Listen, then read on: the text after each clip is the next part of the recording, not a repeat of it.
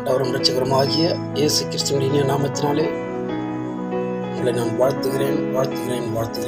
இதோ இந்த நாளுக்கான வேத வசனம் பாருங்க.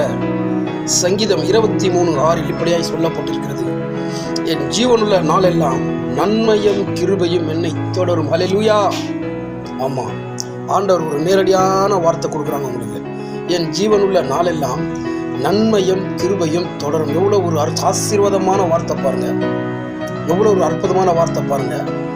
ஆசீர்வாதம் அற்புதம் நிறைந்த வார்த்தை இது. என் ஜீவனுள்ள நாளெல்லாம், ஆமா, நன்மை நன்மை நன்மை மட்டும்தான் நமக்கு தொடரும்.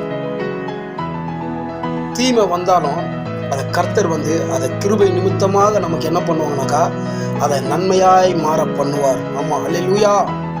ஆமா, சங்கீதம் 23:8 சொல்லியிருக்குது. ஆமா, இன்னைக்கு நாம இருக்கிறது கூட ஒரு அதிசயமான நாட்கள் தான்.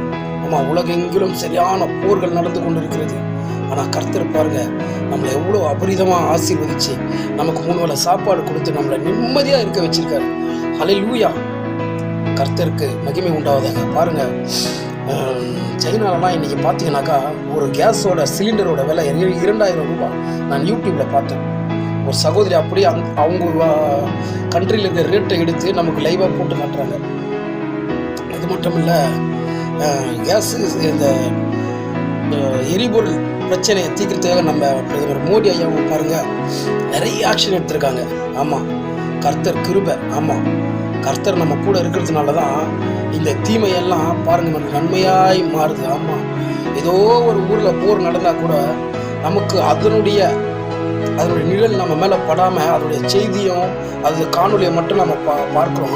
ஆனால் பாருங்கள், ஆண்டவர் நம்மளை எப்படி வச்சுருக்காங்கனாக்கா, அதான் பாருங்க, கிருபை நம்ம தொடர்ற மாதிரி வச்சிருக்காரு பாருங்க. ஹல்லேலூயா.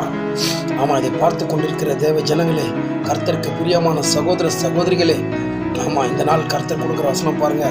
என் ஜீவனுள்ள நாளெல்லாம் நன்மையும் கிருபையும் என்னை தொடரும். ஆமாம், தொடர்ந்து என்னுடைய ஊழியத்துக்காக ஜெபம் பண்ணிக்கோங்க. ஆமாம், சீக்கிரம் இந்த வார் நீங்கணும். இந்த வார் நீங்கி ஜனங்கள் எல்லாரும் பழைய நிலைமைக்கு வரணும். ஆமாம், யாருக்கெல்லாம் எரிபொருள் தட்டுப்பாடு இருக்கிறதோ அந்த எரிபொருள் தட்டுப்பாடு கிடைக்கிற அளவுக்கு கர்த்தர் நமக்கு கிருபையாக இறங்கணும்னு நினச்சிக்கோங்க. ஜெபம் பண்ணிக்கோங்க. ஆமாம், எதை குறித்து நீங்கள் கவலைப்படாதீங்க. நீங்கள் ஜெபம் பண்ண வேண்டியது யாருனாக்கா அவங்களுடைய தேவைகள் என்னன்னு அவர் அறிந்திருக்கிறார். அவருக்கு தெரியும் இங்கே போர் நடக்க போகுது, ஜனங்க கஷ்டப்படுறாங்க, அவருக்கு தெரியும். நீங்கள் மனுஷனை கேட்டிங்கன்னா அவங்கள மாதிரி ஒரு மாதிரி ஏளனம் பண்ணுவான், ஒரு மாதிரி பேச்சு பேசுவான். ஆனால் பாருங்கள், நீங்கள் ஆண்டவரை நோக்கி கூப்பிடும் பொழுது அவர் உங்களுக்கு அருமையான வாக்கு தத்துவத்தோடு கொடுப்பார். உங்களுக்கு என் ஜீவனுள்ள நாளெல்லாம் நன்மையும் கிருபையும் என்னை தொடரும். ஹல்லேலூயா. ஆமாங்க, இந்த போருக்காக சீக்கிரம் நீங்கள் ஜெபம் பண்ணிக்கோங்க. ஆசிர் ஜேம்ஸுடைய சகோதரருக்காக நீங்கள் சீக்கிரம் ஜெபம் பண்ணிக்கோங்க. ஆமாம், நிறைய பேர் இன்றைக்கி நிறைய ஊழியக்காரங்க ஆகிட்டாங்க. நிறைய பேர் இந்த வாட்ஸ்அப் மூலமாக, ஃபேஸ்புக் மூலமாக, யூடியூப் மூலமாக ஊழியம் பண்ணுறதுனால இந்த செய்தியை ரொம்ப நேரம் பேசணும் ஆசை, ரொம்ப நேரம் போட்டாலும் பார்க்க மறுக்கிறாங்க, உடனே தள்ளி விட்டுறாங்க. அதனால நான் அதை சுருக்கமாக நான் முடிச்சுக்கிறேன். நான் ஆமாம், நாளைக்கு இன்னொரு வேத வருஷத்தோடு உங்களை சந்திக்கிறேன். கர்த்தர் தாமே உங்களை ஆசீர்வதிப்பாராங்க. ஆமென்.